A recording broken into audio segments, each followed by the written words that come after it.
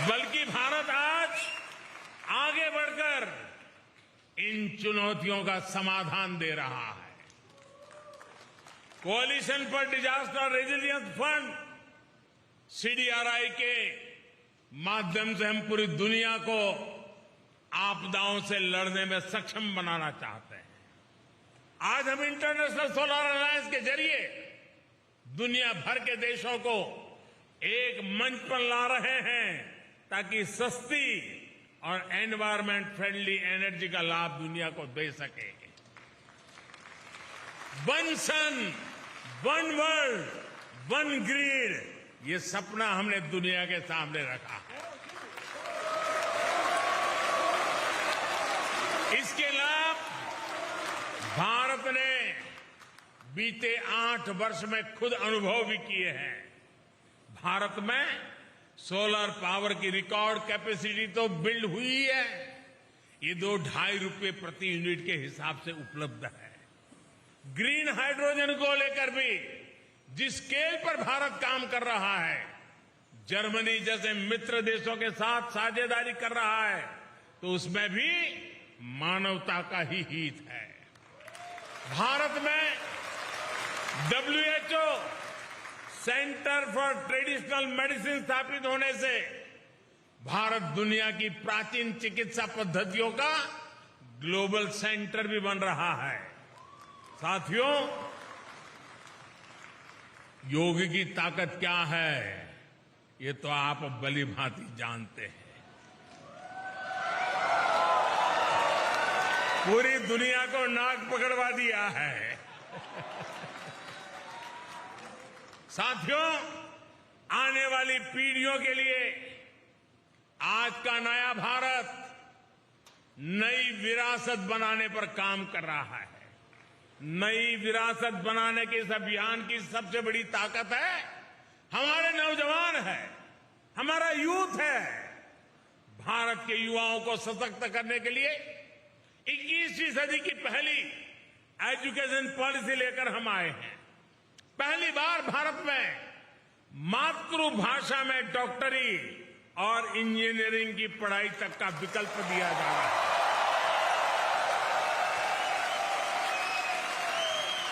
Germany में रहने वाले आप सब लोग तो जानते हैं कि मातृभाषा में डॉक्टरी इंजीनियरिंग पढ़ने का कितना लाभ होता है। अब यही लाभ भारत के युवाओं को भी मिलेगा। नई एजुकेशन पॉलिसी में हायर एजुकेशन और रिसर्च के लिए ग्लोबल पार्टनरशिप पर भी बहुत अधिक फोकस है। इसका जिक्र आज मैं इसलिए भी कर रहा हूं क्योंकि इसमें जर्मनी के संस्थानों के लिए भी बहुत सारे अवसर बन रहे हैं। साथियों, बीते दशकों में आपने मेहनत से, अपने काम से भारत की सशक्त छवि यहां बनाई है। आजादी के अमृतकाल में यानी आने वाले 25 साल में आपसे अपेक्षाएं और बढ़ गई है। आप इंडिया की सक्सेस स्टोरी भी है और भारत की सफलताओं के ब्रांड एम्बेसडर भी है। और इसलिए मैं आप सब साथियों को, विश्व भर में फैले हुए मेरे भारतीय भाइयों बहनों को हमेशा कहता हूं कि आप राष्ट्रदूत हैं। सरकारी व्यवस्था में 1-2 राजदूत होते हैं, मेरे तो करोड़ों राष्ट्रदूत हैं जो मेरे देश को आगे बढ़ाएंगे।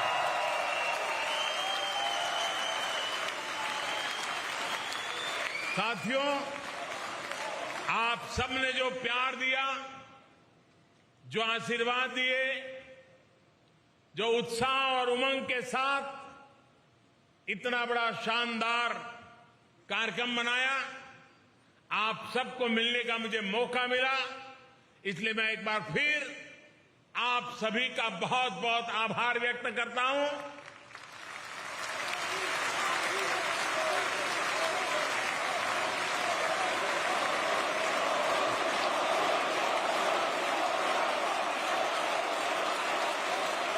आप सब स्वस्थ रहिए, खुशखुशाल रहिए। भारत माता की, भारत माता की, भारत माता की। बहुत बहुत धन्यवाद। और जर्मनी म्यूनिख से सीधे प्रधानमंत्री नरेंद्र मोदी का ये संबोधन आप सुन रहे थे और वहां पर एक कार्यक्रम आयोजित किया गया है। भव्य स्वागत वहां पीएम मोदी का हुआ है। तस्वीरें आपने देखी, कितने उत्साह से पूरा जो ऑडिटोरियम है इस वक्त भरा हुआ है। तमाम भारतीय प्रवासी वहां पर मौजूद हैं और भव्य स्वागत इससे पहले इनका हुआ। प्रधानमंत्री नरेंद्र मोदी के आगमन पर नारे भी लगाए गए और देखिए इस वक्त तस्वीरें सीधे अभिवादन स्वीकार करते हुए जो इंडियन डायस्पोरा वहां पर मौजूद है उसका अभिवादन स्वीकार करते हुए पीएम मोदी अब इस ऑडिटोरियम में आगे बढ़ रहे हैं। और इससे पहले आपने संबोधन देखा उनका, कई बातों का उन्होंने जिक्र किया, भारतीय लोकतंत्र का उन्होंने जिक्र किया, किस तरीके से लगातार हमारा लोकतंत्र और ज्यादा मजबूत होता जा रहा है और उसमें अहम भूमिका जो भारतीय प्रवासी हैं वो भी निभा रहे हैं। और ये देखिए यहाँ पर तस्वीरें, कितना उत्साह है। तमाम जो लोग दूर दूर से यहाँ जर्मनी आज पहुंचे हुए हैं और इस साल दूसरा दौरा है पीएम मोदी का ये जर्मनी का। और ऐसे में तमाम लोगों का अभिवादन स्वीकार करते हुए वो लगातार आगे बढ़ रहे हैं। जहां भी जाते हैं पीएम मोदी, किसी भी देश के किसी भी कोने में अगर वो जाते हैं तो वहां पर इसी तरीके से गर्मजोशी के साथ भव्य स्वागत उनका किया जाता है। लोग उनके इंतजार में पलकें बिछाए बस एक टक लगाए उनकी झलक देखना चाहते हैं। और ऐसी ही कुछ तस्वीरें इस वक्त म्यूनिख से भी देखने को मिल रही हैं। जर्मनी में पहुंचे हुए हैं और यहां पर ग्रुप 7 के जो देश है उनके साथ मुलाकात भी होगी, उनके जो जनप्रतिनिधि होंगे उनके साथ भी बातचीत और वार्तालाप होगा। लेकिन उससे पहले की ये तस्वीरें, जिस तरीके से भारतीय समुदाय ने वहां पर भव्य स्वागत किया है पीएम मोदी का, उत्साह भरा हुआ है, सभी के चेहरे खुश नजर आ रहे हैं। और पीएम मोदी की झलक पाने के लिए सुबह से ही लोग यहाँ पर लंबा इंतजार कर रहे थे। और इस वक्त आप तस्वीरें देखिए, जब प्रवेश किया था इस ऑडिटोरियम के भीतर तब भी हमने वो नजारा आपको दिखाया था। उस वक्त भी गर्मजोशी के साथ यहाँ पर स्वागत किया गया पीएम मोदी का। और अब जब संबोधन खत्म हुआ है उसके बाद भी किस तरीके से जो लोग हैं उनका स्वागत करते हुए नजर आ रहे हैं। म्यूनिख में इस वक्त मौजूद हैं प्रधानमंत्री नरेंद्र मोदी। संबोधन उनका यहाँ पर हुआ है और उनके इस आगमन पर भव्य कार्यक्रमों का यहाँ पर आयोजन भी किया गया है और कई सारे सांस्कृतिक कार्यक्रम यहाँ पर किए जाएंगे। उसमें कई सारे डांस फॉर्म्स भी होंगे जो कि भारत की संस्कृति की एक झलक और छवि दिखाएंगे। और देखिए वहां पर इस वक्त म्यूनिख में मौजूद है प्रधानमंत्री नरेंद्र मोदी और भारतीय संगीतों से, भारतीय गीतों से इस वक्त गुंजायमान हो रहा है पूरा का पूरा ऑडिटोरियम।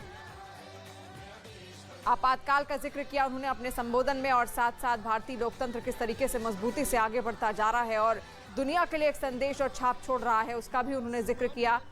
और डिजिटल प्लेटफॉर्म में, टेक्नोलॉजी के क्षेत्र में किस तरीके से भारत लगातार तरक्की कर रहा है, इन तमाम बातों का उन्होंने जिक्र यहाँ पर किया है। और इससे पहले भी जब जर्मनी गए थे प्रधानमंत्री नरेंद्र मोदी, अगर आपको याद होगा, तो उस वक्त भी ऐसे ही भव्य स्वागत किया गया था वहां पर। और इस वक्त जब म्यूनिख में आज पहुंचे हैं तो भी देखिए किस तरीके से दूर दूर से लोग यहाँ पर पहुंचे, ना केवल जर्मनी से बल्कि ये भारतीय समुदाय के लोग हैं, इंडियन डायस्पोरा वहां पर जो मौजूद है, दूर दूर से अलग अलग देशों से भी यहाँ पर लोग पहुंचे हुए हैं ताकि प्रधानमंत्री नरेंद्र मोदी की एक झलक उनको देखने को मिल जाए।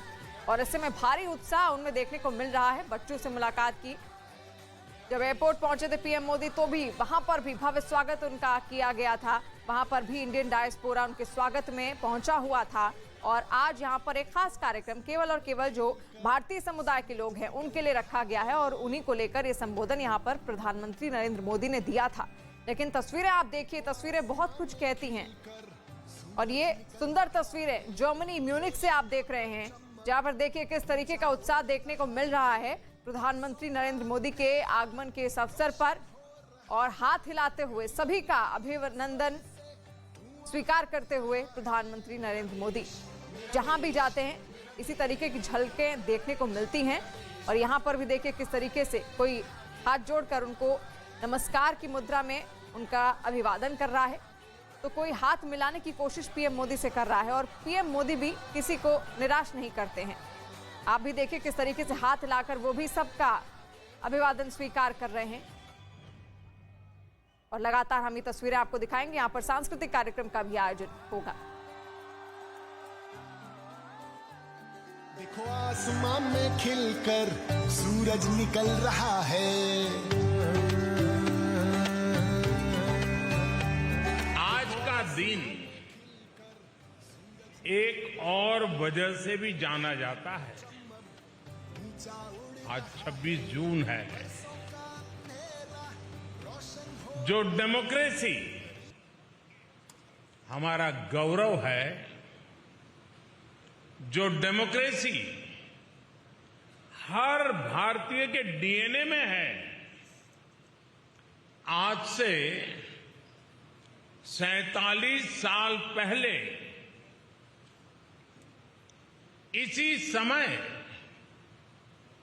उस डेमोक्रेसी को बंधक बनाने, डेमोक्रेसी को कुचलने का प्रयास किया गया था। आपातकाल का कालखंड, इमरजेंसी, भारत के वाइब्रेंट डेमोक्रेटिक इतिहास में एक काले धब्बे की तरह है।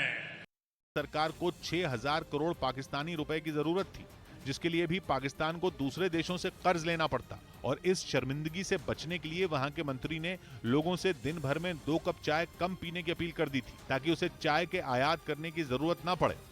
जिसके बाद पाकिस्तान के लोगों ने खुद अपनी ही सरकार को आड़े हाथ ले लिया था। वहां के लोगों का आरोप है कि सरकार बढ़ती महंगाई को रोकने के लिए कोई कदम नहीं उठा रही।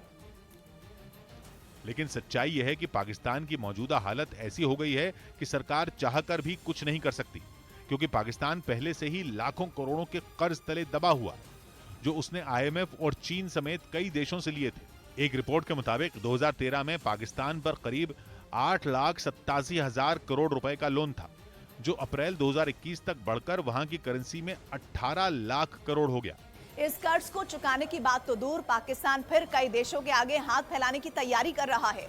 उसका विदेशी मुद्रा भंडार भी खत्म होने के कगार पर है, जिसकी वजह से वो दूसरे देशों से सामान आयात नहीं कर सकता। यानी वहां की अर्थव्यवस्था पूरी तरह चौपट हो चुकी है। ऐसे में सरकार के मंत्री लोगों के हाथ पांव जोड़ने के लिए मजबूर हो गए हैं, ताकि डिमांड कम कर वो बढ़ती महंगाई पर काबू पा सकें। इधर एक तरफ जहां कनाडा, अमेरिका और ब्रिटेन जैसे देशों में महंगाई दशकों पुराने रिकॉर्ड तोड़ रही है, वहीं भारत के हालात दुनिया की इन महाशक्तियों के मुकाबले काफी बेहतर हैं। दावा यह है कि भारत की अर्थव्यवस्था का मॉडल ही कुछ ऐसा है कि दुनिया में मचे हाहाकार के बावजूद भारत पर ज्यादा असर नहीं हुआ। हालांकि भारत के पड़ोसियों का हाल बेहाल हो चुका है। श्रीलंका तो घुटनों पर है। श्रीलंका की अर्थव्यवस्था तो पूरी तरह बेदम हो चुकी है। वहां केवल पेट्रोल और डीजल की नहीं, बल्कि खाने पीने के सामान तक की किल्लत है। जो चीजें मिल रही हैं वो ऊंची कीमत की वजह से वहां के लोगों की पहुंच से बाहर हो रही है। यही हाल पाकिस्तान का भी है।